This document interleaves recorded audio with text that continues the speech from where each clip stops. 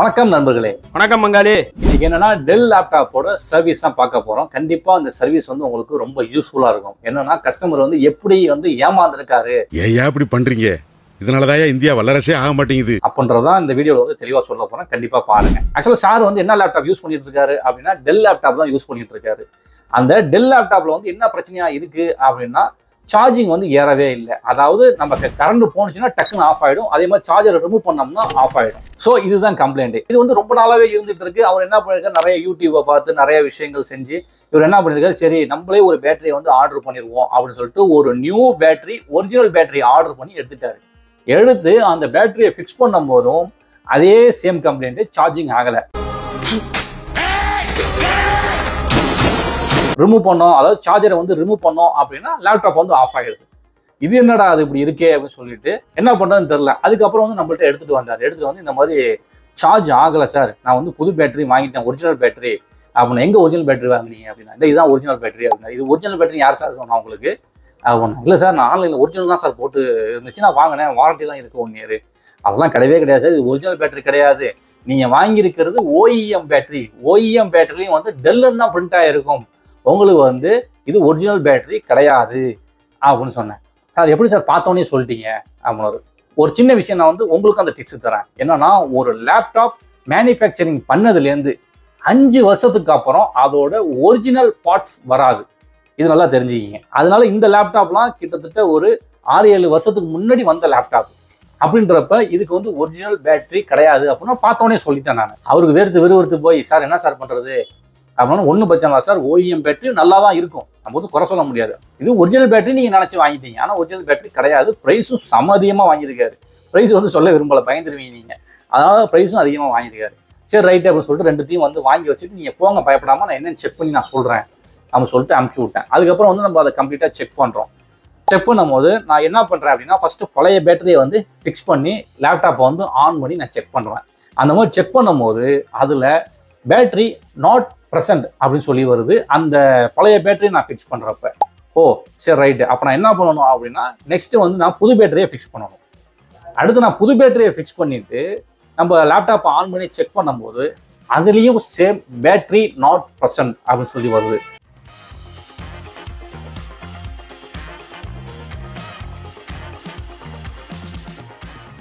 So இங்கே பிரச்சனை எங்கே இருக்குது அப்படின்னா, பேட்டரியில் இருக்கா அப்படின்னு கேட்டால் கிடையாது.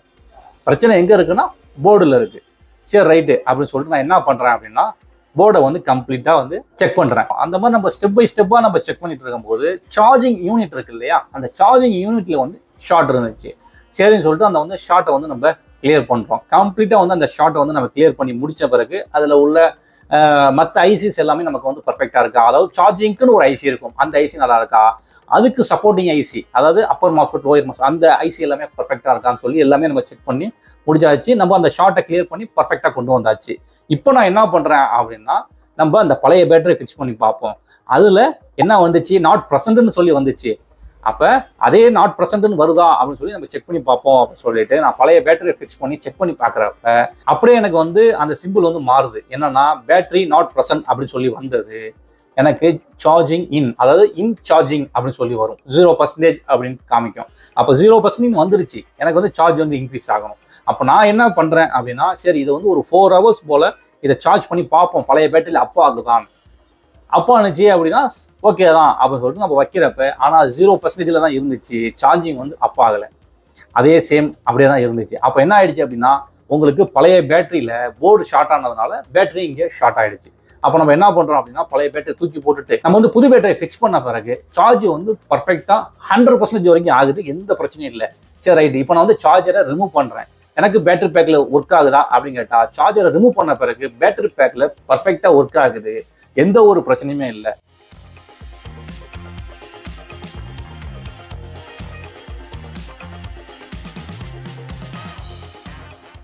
அதனால தான் நான் அடிக்கடி சொல்கிற விஷயம் என்ன அப்படின்னா, உங்களுக்கு பேட்டரியை பொறுத்த அளவு நீங்கள் உடனே ஆன்லைனில் ஆர்டர் போட்டு எடுத்துட வேண்டாம். ஏன்னா எப்படி வேணாலும் இருக்கலாம். சப்போஸ் அந்த பழைய பேட்டரியுமே ஒர்க் ஆனது தான் ஒரு சில கேஸை பொறுத்த அளவு. ஏன்னா இவர் ரொம்ப நாளாகவே இதே நாட் ப்ரெசன்ட்னு சொல்லிட்டு ரொம்ப வருஷமாகவே இப்படி தான் யூஸ் பண்ணிட்டு இருக்காரு, நாட் ப்ரெசன்ட்லேயே. அப்படின்றப்ப உங்கள் பேட்டரி அடி வாங்கிடும்.